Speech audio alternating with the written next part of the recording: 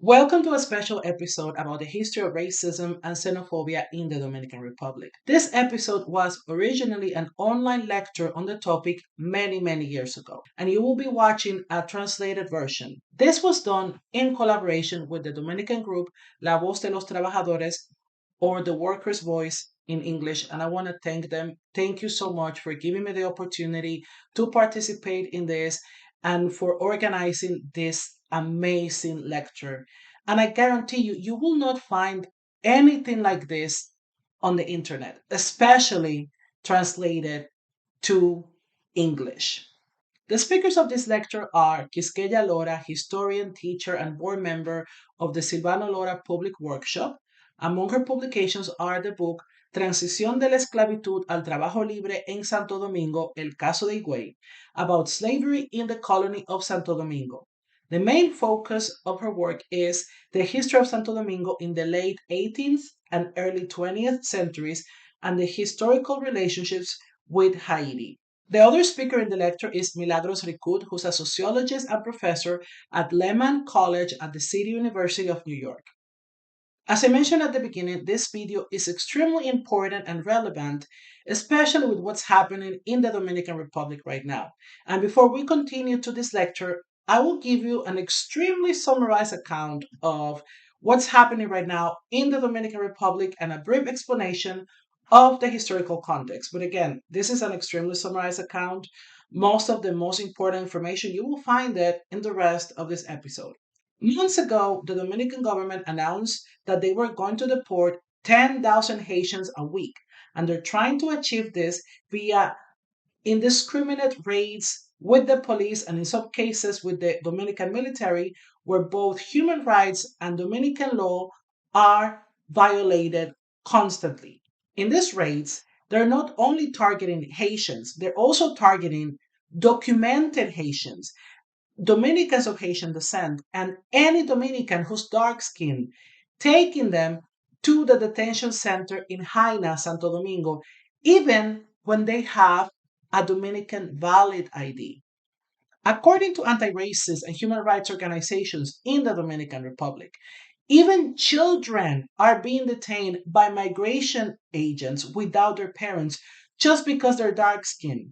The way these horrible raids work is that they just do them whatever in the country, and then whoever they detain, they take them to the detention center in Jaina, which is located in Santo Domingo, the Dominican Republic.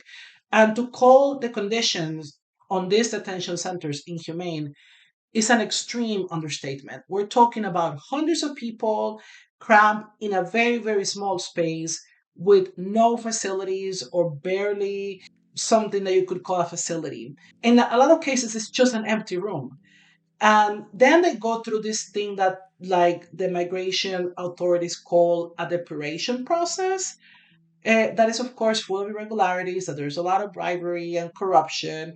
And the sad thing is that some of them even get sent to Haiti, even when they are Dominicans, even when they have never been to Haiti, and when they don't even speak Haitian Creole or French. And as I mentioned before in the special episode, these Dominican scholars will discuss in details the history of racism and xenophobia in the Dominican Republic. And everything you see that is happening right now is a historical process that just didn't come out of nowhere. Let's talk about Juliana de Guispierre.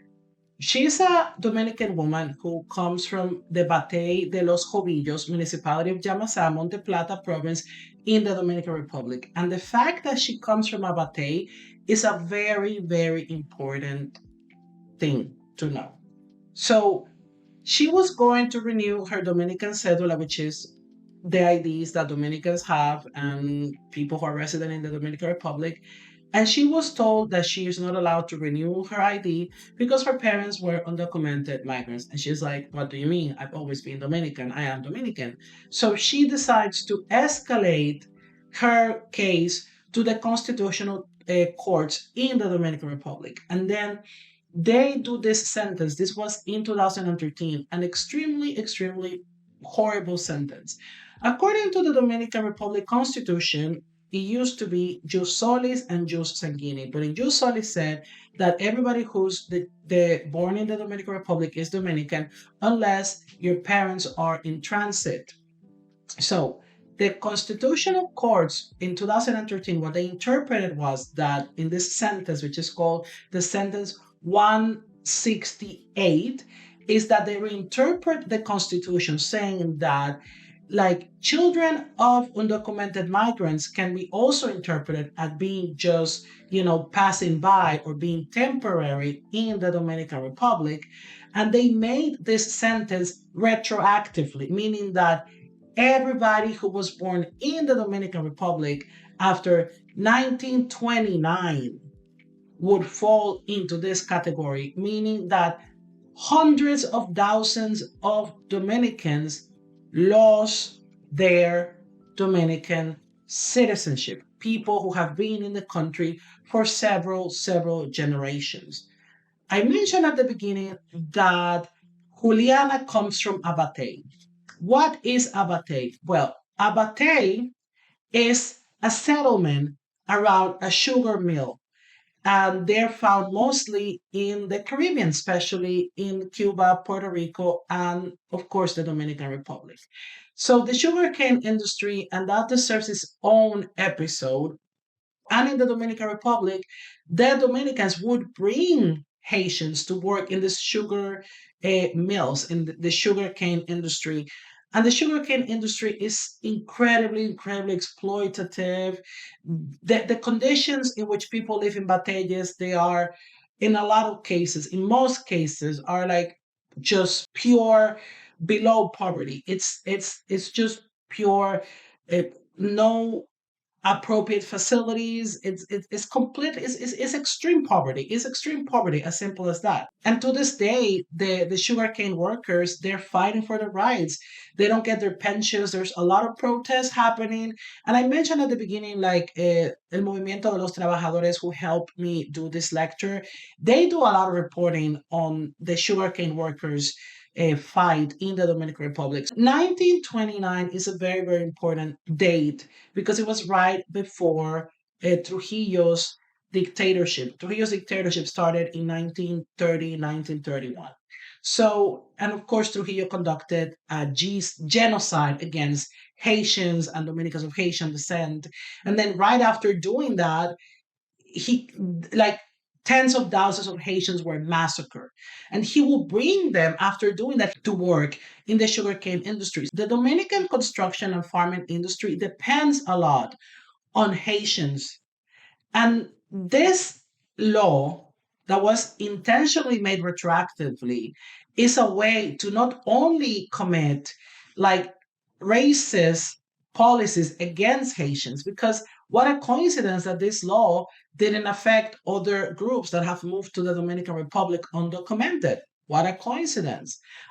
But going back to what I was talking about, this furthers the exploitation and abuses against migrant workers, but also against Dominicans of Haitian descent and dark-skinned Dominicans to be in extreme poverty because like in a racist, colonial, imperialist, capitalist world is a tool of exploitation because if you're not documented, you don't have access to certain rights. So going back to Juliana. She was told that she wasn't allowed because of her parents were undocumented, and then she went and she complained. And as I mentioned, she took it to the courts and how they reinterpreted the law. And there was like a lot of international backlash, and they did this tiny amendments, and some people got their citizenships back, or they got like a temporary documented status. To this day, there's still dozens of Dominicans of Haitian descent that are stateless. I think the treatment of Haitians and Dominicans of Haitian descent and Black people in the Dominican Republic and dark skinned Dominicans is a reflection of this aspirational Latinidad and how Latinidad is a toxic construct, is a racist construct because this is aspirational whiteness, this is aspiration that we have to reach, that we have to be a certain way. Like that's colonialism. That's colonialism because people understand colonialism as a process that just stop, but it's keep going every day in the global south, especially in Latin America, especially in the Dominican Republic. Again, this part right here is just a quick introduction, but we need to talk about La Antigua Orden Dominicana. La Antigua Orden Dominicana is a fascist paramilitary group in the Dominican Republic. And I know it's insane because we're just a bunch of black people. I know it doesn't make sense, but hear me out. Many years ago, I did an episode about them, so go check it out. They started to become more and more mainstream in the Dominican Republic. They have been invited to very famous Dominican TV shows and Dominican radio shows. They organized this big, big march. And a lot of people went to this march. Thousands of Dominicans went, including mainstream figures of the Dominican, like arts and TV hosts and actors. They went, giving more legitimacy to what they were saying. And of course, some mobs were attacking like human rights organization, because something that these groups do is that they discredit human rights organizations. And I know I can see the comments coming to this episode telling me that I am a traitor, because nowadays, if you're a Dominican who thinks Haitians should be treated with dignity and respect, you're treated as a traitor of the homeland. And this shows us two things: that the Dominican Republic doesn't know its history, that we didn't learn Dominican history properly, and that we haven't reckoned with our recent past with dictatorships and the far right and fascist governments that we have had, not only Trujillo, but also Balaguer. And that's why I believe this episode is extremely important, because, as I mentioned before, you don't hear this many discussions about racism and xenophobia in the Dominican Republic in English. So I just hope you take as much information as you can from this episode, treat it as a lecture, because this is a lecture. They're brilliant, brilliant, brilliant teachers and professors who are doing their best to bring information and fight racism and xenophobia in the Dominican Republic. Bueno, y presentamos realmente a nuestras expertas de hoy, Quisqueya Lora y Milagros Ricourt, quienes nos van a hablar cada una de temáticas distintas, aunque interconectadas también. Ellas son las protagonistas de esto. En el caso, para que sepan en base a qué inquietudes van a hablar ellas dos, les voy a decir las inquietudes que nosotras les presentamos, que son, por un lado, racismo en República Dominicana, planteado como pregunta. Parte de la población niega la existencia del racismo en República Dominicana, planteando que somos una mezcla y que lo que hay es un problema histórico con Haití, o hay clasismo pero no hay racismo, algunos dicen. Y nos gustaría que esto se aborde, sobre todo en el caso de Milagros Ricourt, tomando en cuenta la historia. ¿Hay un sentimiento antinegro dentro de República Dominicana? Si es así, ¿de dónde viene? ¿Qué tiene que ver la historia colonial con el racismo? ¿Se ha resaltado lo indígena para ocultar lo negro?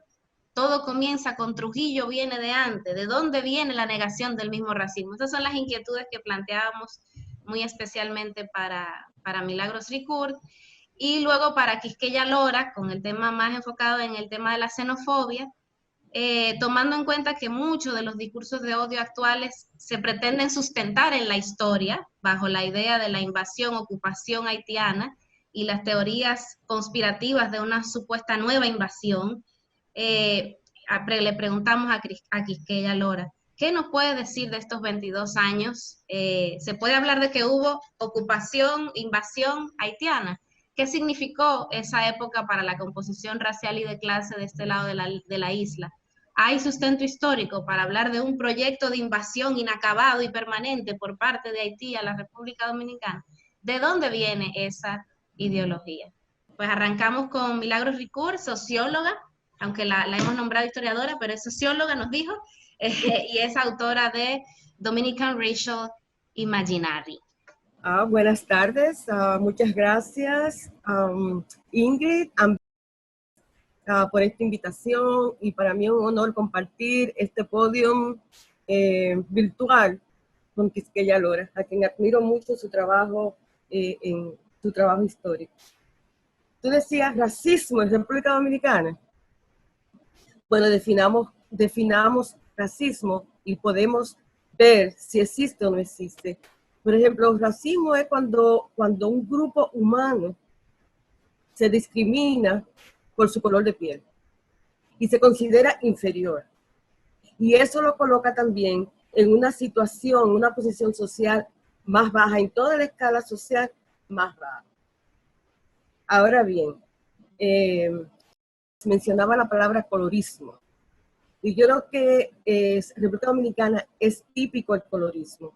¿Y qué es el colorismo? El colorismo asigna cierto respeto, cierta superioridad a la persona de color más clara.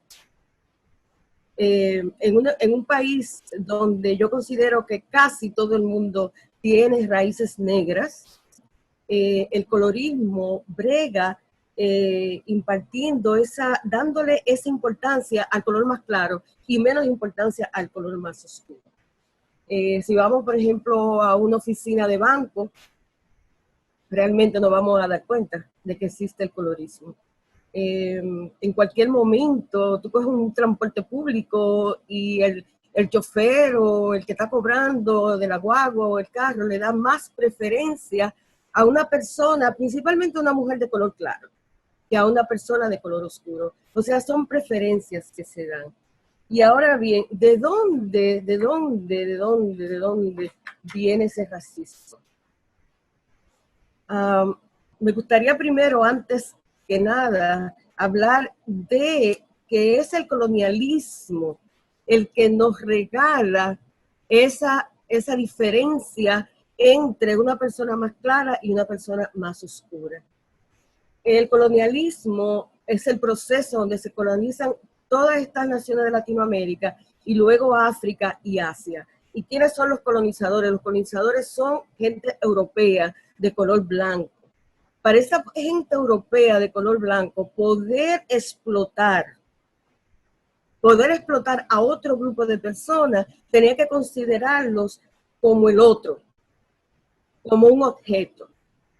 Y de ahí viene esta diferencia racial entre el blanco y el negro.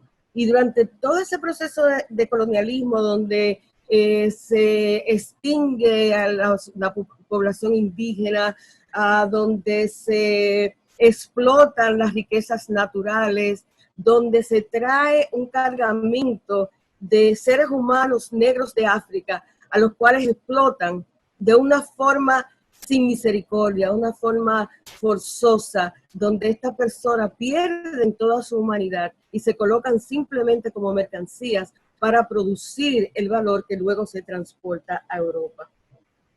O sea que todo está basado en ese colonialismo. El colonialismo es el que divide.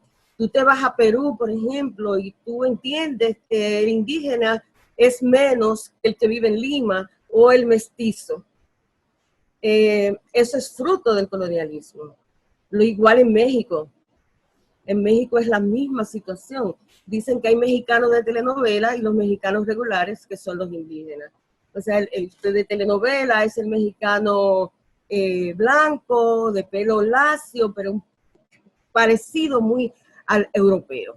Una persona completamente europea. Bien, si vemos esto, preguntémonos entonces cómo ese colonialismo, particularmente en lo que es nuestro país, se desarrolla. Podemos decir que en todo ese proceso aparecen varias vertientes. La vertiente de explotación, no solo de los seres humanos, también de la tierra, de las riquezas naturales, pero también la diferenciación entre los seres humanos. Sin embargo, en nuestra historia es como un pozo de agua, como podría ponerlo este autor de Martinica, él dice que en ese pozo de agua todo lo que está arriba es transparencia, y la transparencia es cómo se nos ha creado a nosotros la idea de que nos parecemos al europeo. Pero abajo de ese pozo hay unas historias que quieren saltar. Hay unas historias que no se han dicho. Y ahí viene el asunto este de que no todos los dominicanos son racistas. No todos los dominicanos se creen que son europeos, sino que hay un dominicano que no es dominicano porque todavía estamos en el momento colonial, pero que se va desarrollando y tenemos la historia del cimarronaje, tenemos las historias de las rebeliones indígenas, que eso se habla muy poco en nuestra historia, y cuando se habla de la batalla en Santo Cerro, en La Vega, hablamos de la Virgen de las Mercedes, pero no sabemos quiénes eran esos indígenas y qué era lo que buscaban, quiénes eran esas personas que agarraron y formaron un ejército para contrarrestar la llegada de los españoles. Tenemos personajes que no se conocen en nuestra historia. Tuve la estatua de Lemba a la entrada del museo, que fue un cimarrón.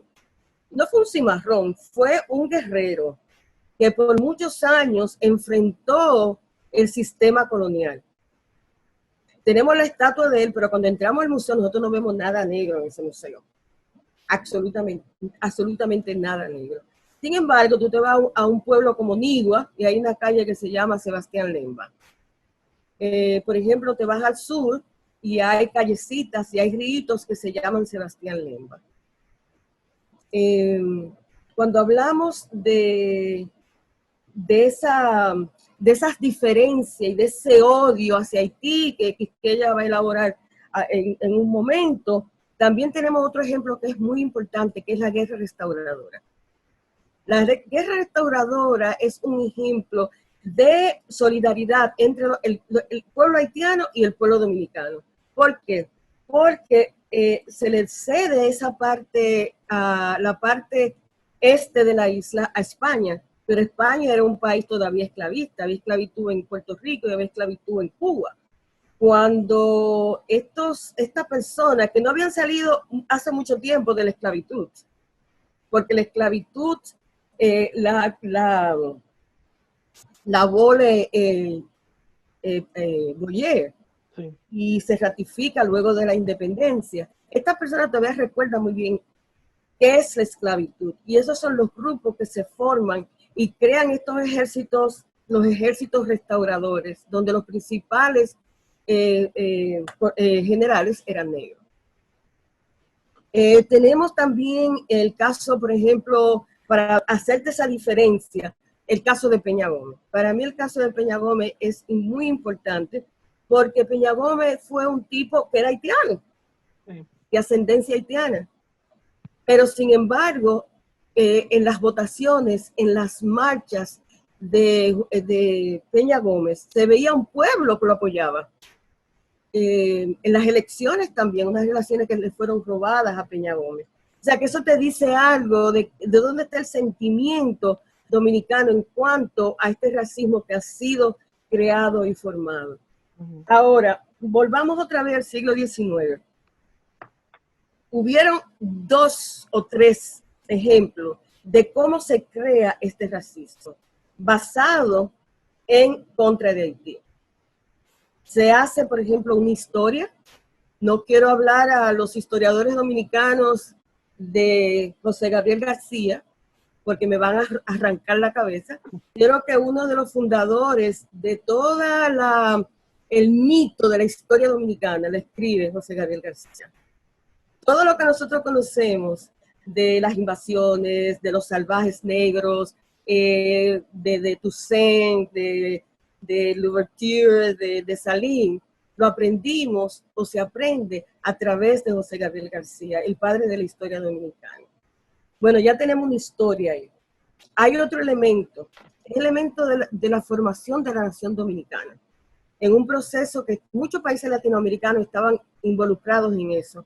Y la novela es importantísima, la literatura es bien importante en crear todo ese sujeto nacional.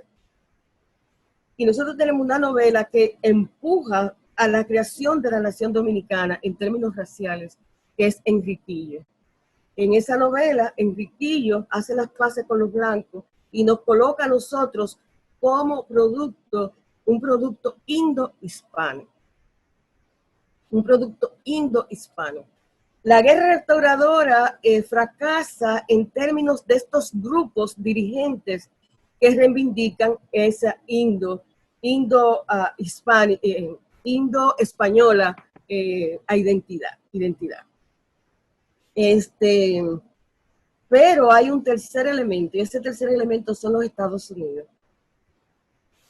Los Estados Unidos, después de la independencia, vienen muchos diplomáticos al país. Y esos diplomáticos vienen no solamente a ver cómo es la nueva república, si la aceptan los Estados Unidos, pero también lo hacían como un trampolín en contra de Haití.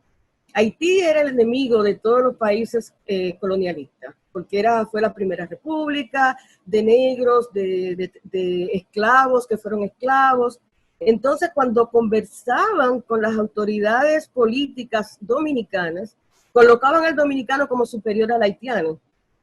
Todas esas cartas y todos esos diarios de esas personas apuntan a eso, aunque también eran racistas en contra de los dominicanos. Sin embargo, para ellos los dominicanos eran más superiores que los haitianos.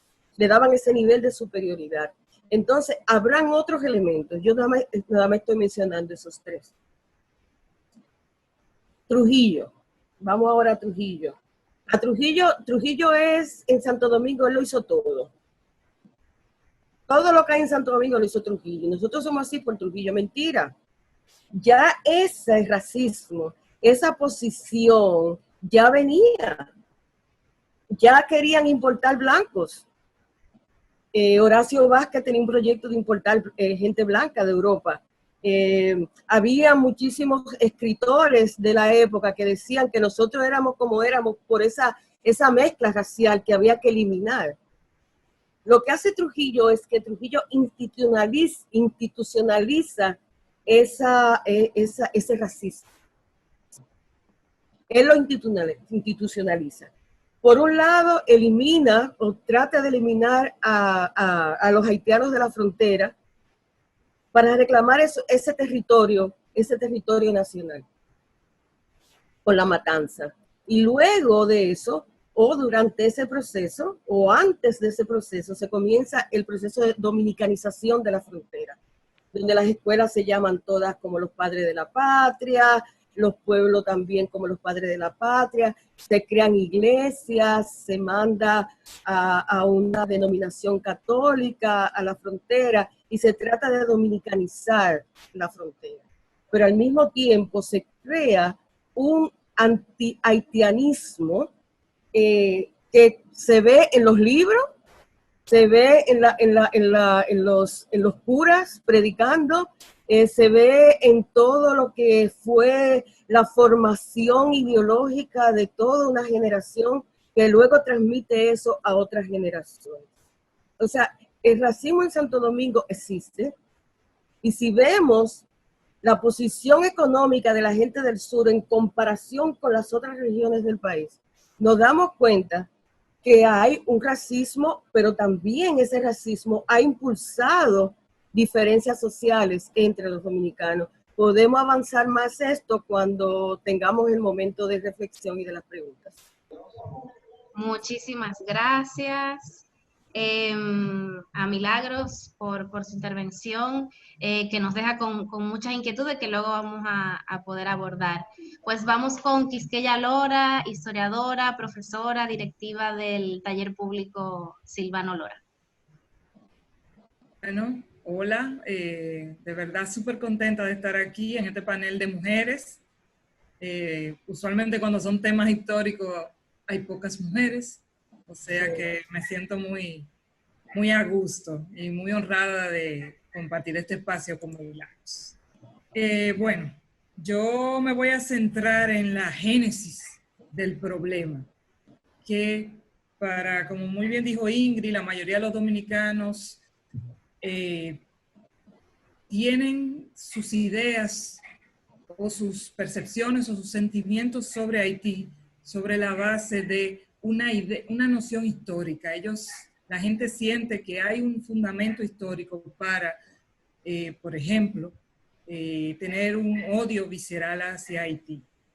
Y lo curioso, y ese fundamento histórico se inicia sobre todo en ese periodo que se ha llamado la dominación haitiana. Curiosamente, es un periodo muy poco estudiado. Hay muy pocos especialistas que se hayan centrado en trabajar ese momento histórico. Y por lo tanto, lo que sabemos de ese periodo generalmente tiene dos fuentes fundamentales. La primera será el contexto de la independencia, cuando una serie de pensadores, el historiador nacional como José Gabriel García, decidieron o necesitaron sustentar el proyecto nacional. Y sobre esa lógica hicieron relato histórico sobre la base de elementos de conflicto, de diferenciación. La construcción del Estado Nacional pasaba por esa necesidad de legitimidad, de establecer las identidades y sobre todo la diferenciación del otro. Y por lo tanto hubo que acentuar ese conflicto con Haití. El segundo momento que nos aporta elementos históricos que la mayoría de nosotros manejamos, o los dominicanos manejan, va a ser la dictadura de Trujillo. Y ahí los intelectuales van a sustentar el proyecto autoritario de la dictadura, van a producir una enorme cantidad de trabajos históricos que van a fundamentar el racismo de la dictadura, el hispanismo y, lógicamente, las políticas anti-haitianas, teniendo el principal elemento lo que fue la matanza de 1937. Pero realmente, como decía, es un periodo muy poco manejado y es un periodo muy importante. El periodo de la unificación Haití es muy importante porque, bueno, además de que es ahí donde se dan los elementos que permiten la formación o el surgimiento de la República Dominicana, como Estado-nación, hay otros elementos que le dan un valor adicional. En primer lugar, la unificación con Haití va a significar la ruptura colonial. Es el momento en el que los habitantes de la parte este rompen con las estructuras coloniales como tal y lo hacen de la mano de Haití, que en ese momento probablemente tenía que ser el territorio más anticolonial del mundo.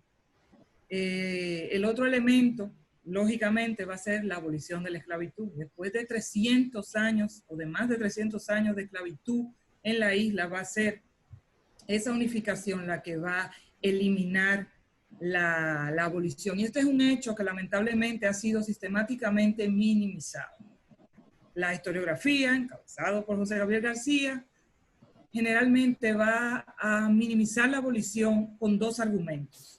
El primero es que había muy pocos esclavos y el segundo, que la esclavitud era muy suave, que era una esclavitud patriarcal y que por lo tanto la relación era más bien como de padre a hijo entre esclavizado y esclavista. Estos dos argumentos tienen debilidades. En primer lugar, si bien es verdad que no había muchos esclavos por la naturaleza de la decadencia económica que tenía la colonia, se estima que para 1820 había un 10% de la población de la parte este, la parte española, que eran esclavos. Pero independientemente del escaso número que había, hay que tener en consideración que la mera existencia de la esclavitud, por pequeño que fuera el número de esclavos, establece un esquema discriminatorio. Y porque en principio se asume que hay personas que pueden ser esclavizadas, que pueden ser consideradas inferiores y por lo tanto se naturaliza la propiedad de los seres humanos.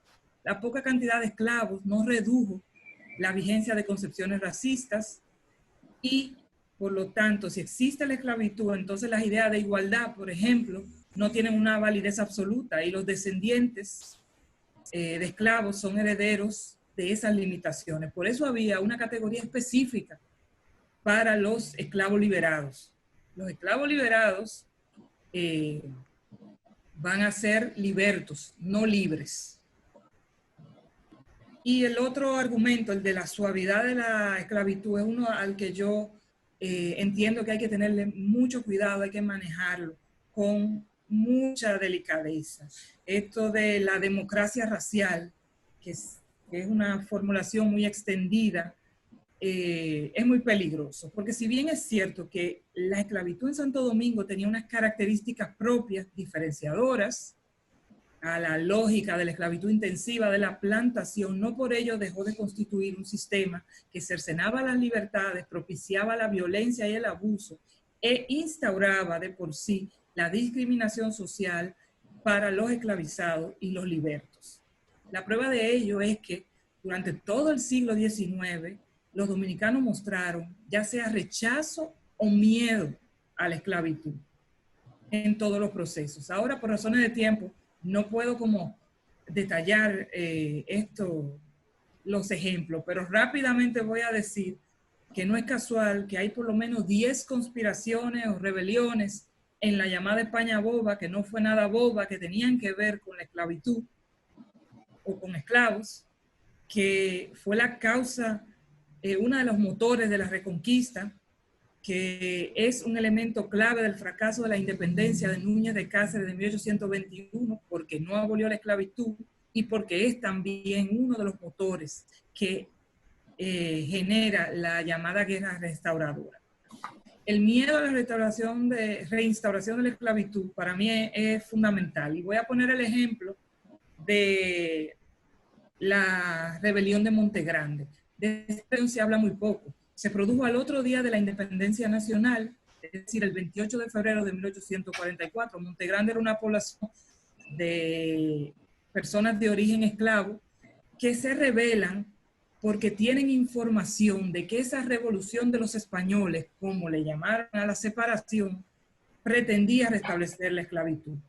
La Junta Central Gobernativa se traslada en pleno a Montegrande a calmar los ánimos, a garantizar que no va a haber la esclavitud, que no se va a restablecer la esclavitud, porque también ellos saben que eso fue un elemento que hizo fracasar la independencia de Núñez de Cáceres. Al otro día la Junta Central Gobernativa va a emitir un decreto en el que va a decir que la esclavitud ha desaparecido para siempre del territorio de la República Dominicana y el que propagara lo contrario sería hecho preso. Y luego va a tener la época colonial, la población mestiza, o sea, afrodescendiente, era mayoritaria. Al gobierno colonial no le quedó más remedio que flexibilizar ciertos accesos y espacios para esta población. Y aquí está el fundamento de la democracia racial que hay en la República Dominicana. Pero resulta que esa sociedad colonial que accedió a permitir entrar a los afrodescendientes en diferentes puestos es un esquema piramidal y es una estafa piramidal. ¿Por qué? Porque en la base de la sociedad colonial vamos a tener muchos mulatos, algunos negros, pero a medida que vamos subiendo en la pirámide, eso se va blanqueando y en la cúspide solo están los blancos. Y entonces vamos a tener curas mulatos y vamos a tener funcionarios mulatos y vamos a tener estudiantes de la universidad mulatos y vamos a tener militares, pero en la base la jerarquía era exclusivamente blanco y ahí generalmente iban los blancos de verdad y los que se habían blanqueado, que habían logrado además blanquearse socialmente, que era otra de las grandes dificultades que tenía la población. Y aquí voy a entrar en otra de las medidas revolucionarias de la unificación. Además de la abolición, a partir del 9 de febrero de 1822, desaparecen todas las referencias a color de piel y estatus de los documentos. Durante 300 años, todos los habitantes de la isla que tenían un documento junto a su nombre, tenían algún adjetivo que los colocaba en algún lado del esquema, del esquema social. Entonces, los blancos eran, si eran ricos, eran don o doña, y los no blancos seguro eran mulatos, pardos, negros, esclavos o libertos. Y todas esas denominaciones limitaban sus posibilidades de ascenso social y de movilidad en esa sociedad. Y por lo tanto, eso hizo que desde el periodo, durante 300 años, los habitantes de la colonia se dedicaran a una especie de ingeniería genética e ingeniería legal para borrar la huella de su esclavitud. Matrimonio sistemáticamente arreglado para mejorar la raza. Varias generaciones eran necesarias para olvidar ese pasado oprobioso de negritud y luego eventualmente algún acuerdo, algún desliz de un escribano para que eso desapareciera finalmente de los documentos. Así que hay que imaginarse lo que representó eliminar eso de golpe y porrazo, el estrés para todas esas familias llamadas blancas, pero que tenían unos documentos que mostraban ese pasado. Entonces eso es un elemento muy importante. Y no está de más decir que como era un estado negro, pues las familias negras y afrodescendientes pues pudieron moverse sin restricciones dentro de las limitaciones del gobierno haitiano. No quiero dejar de mencionar que Haití era una república con todos los mecanismos formales propios de una república, legislativo, judicial, municipal. Los dominicanos pudieron elegir representantes. Y eso fue una experiencia republicana que preparó a la sociedad dominicana para el proyecto de la separación.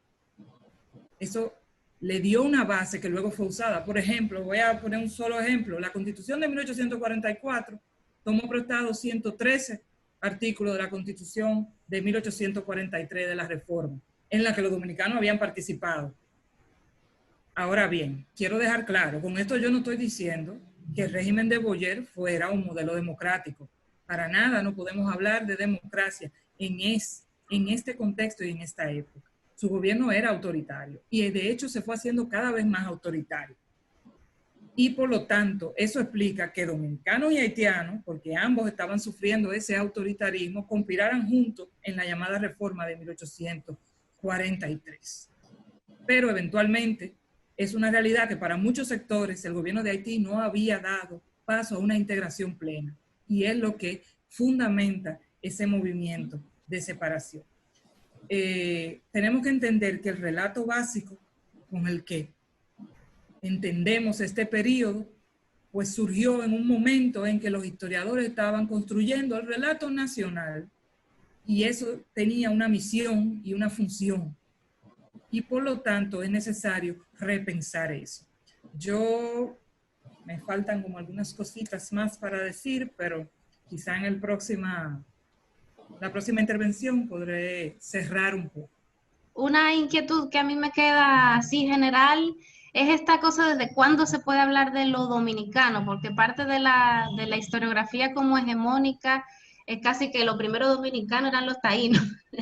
Y está un poco eso ahí también, y esta duda de lo dominicano es intrínsecamente racista o hay otra construcción posible. Estas son solo preguntas iniciales para que ustedes completen también lo que se quedaron con ganas de completar en esta segunda parte más breve, y luego vamos con preguntas que tenemos del público.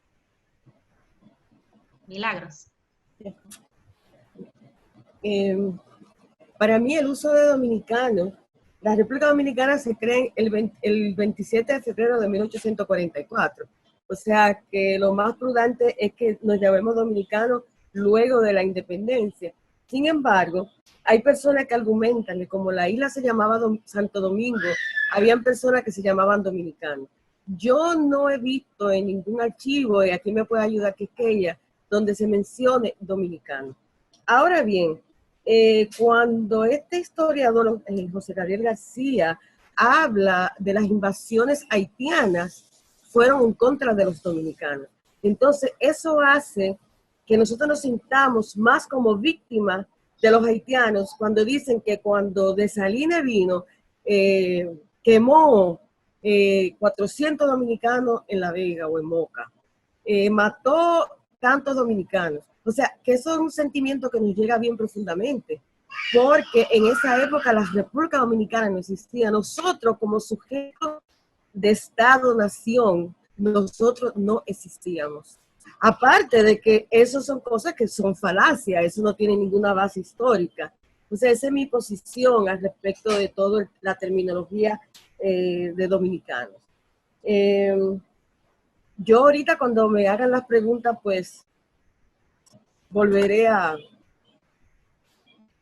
hablar de algunos temitas que me quedaron, pero quiero que alguien me los recuerde. Ok, Quisqueya. Ok, entonces, bueno, es un tema de discusión de cuándo se puede hablar de la dominicanidad. La mayoría de los historiadores tienen un consenso de que después de las devastaciones, la pobreza, creó como todas unas condiciones de sentimiento de apego y una serie de cosas.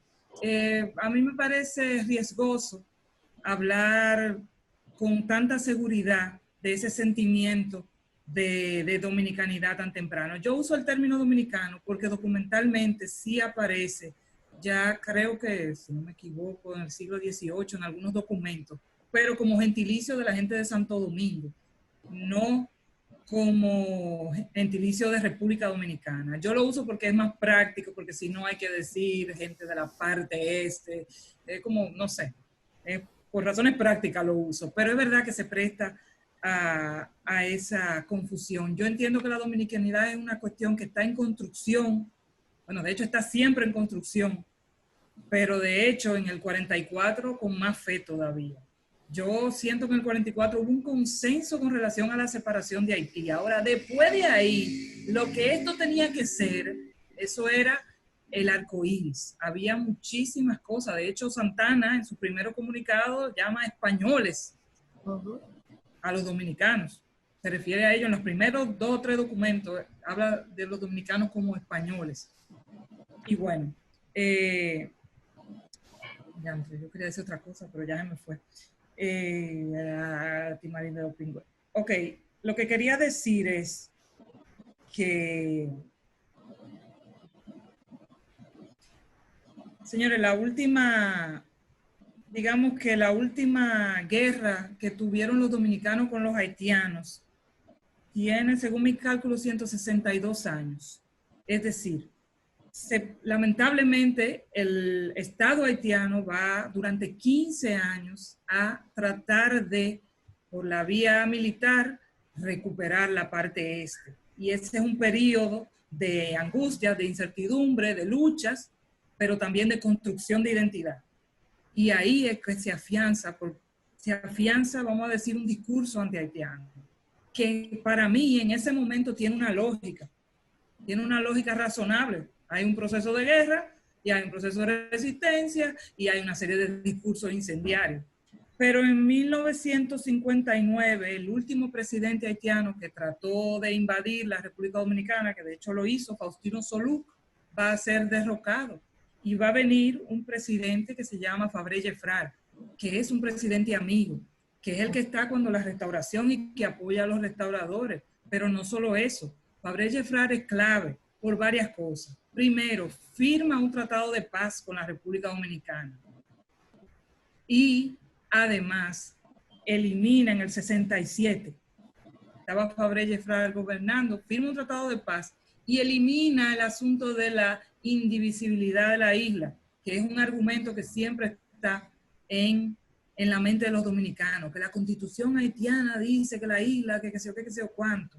Eso fue eliminado en 1867. A partir de ahí, ellos hablan de indivisibilidad, ¿pero de qué? De la República de Haití.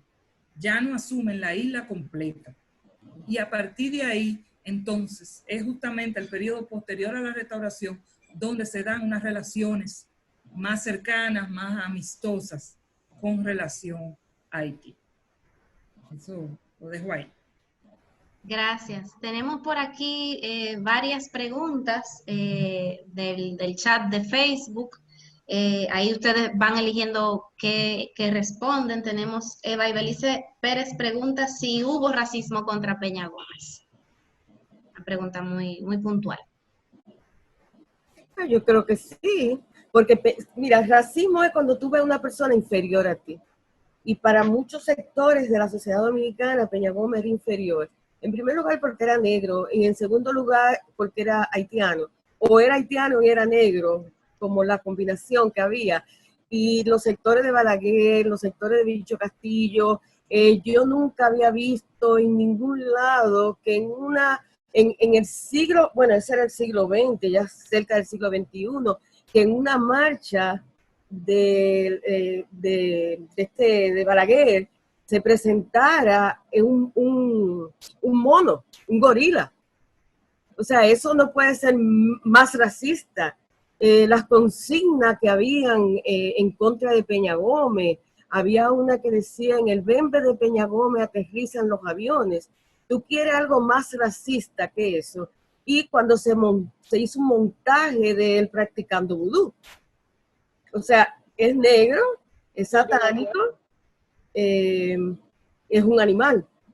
O sea, eso es bastante racista. Lo que pasa es que había una población dominicana que apoyaba a Peña Gómez, que lo apoyaba, y un sector fuerte dentro de los votantes dominicanos. O sea, que no podemos decir todo el mundo discriminó en contra de Peña Gómez.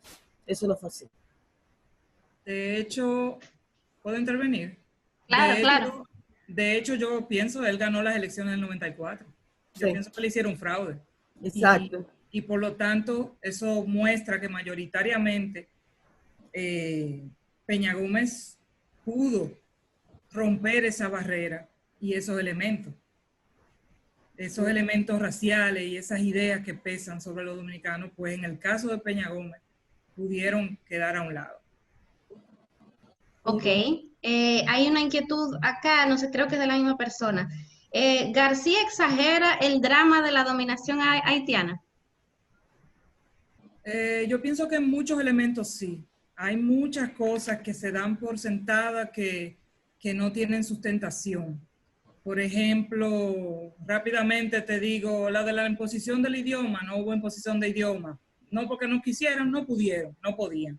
Lo del ataque a la Iglesia Católica, todo lo contrario, Boyer hizo enormes gestiones para que curas católicos fueran a Haití porque no había suficientes curas, y Valera, que era el arzobispo, que era rabiosamente anti-haitiano y pro-español, se negó, y Boyer fue hasta el Papa a hacer gestiones para poder designar curas, que le enviaran curas para expandir la fe católica. Entonces, esos serían como dos ejemplos de dos cosas que se dicen y que no tienen sustentación histórica. Yo quiero añadir algo con el asunto de la relación de Boyer con la iglesia. También Boyer quería, después de la guerra de independencia, después de la revolución haitiana, Haití se quedó sin escuelas, porque todos los curas se fueron. Y las escuelas en esa época, todos estaban sustentados por la iglesia católica. Y también él quería mandar esos curas para que volvieran a restablecer las escuelas. Y eso no pasa hasta ya muy avanzado el siglo XIX, que eso son una de las cosas, de las consecuencias, o una de las, el ostracismo que la Iglesia Católica puso sobre Haití, la falta de educación. Ok, aquí tengo una pregunta concretita de Elizabeth Jiménez. Entonces, ¿cuándo fue abolida la esclavitud de este lado? 9 de febrero de 1822. Ok, perfecto. Tengo una pregunta de Anthony Almonte. Se cree que no es comparable la esclavitud de la española con la de Estados Unidos. ¿Cuál es la diferencia entre criollo y negro haitiano?